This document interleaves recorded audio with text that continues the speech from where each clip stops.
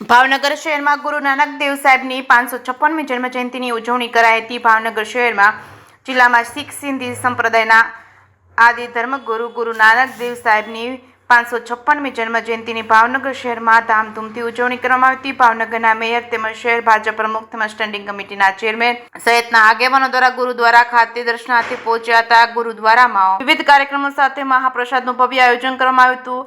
આ ચક્રધારી મિત્ર મંડળ દ્વારા રક્તદાન કેમ્પ યોજાયો હતો। સમગ્ર વિશ્વમાં શીખ સિંધી ધર્મના આદિ ધર્મગુરુ ગુરુ નાનક દેવની જન્મજયંતિની હર્ષ ઉલ્લાસ સાથે ઉજવણી કરવામાં આવી હતી।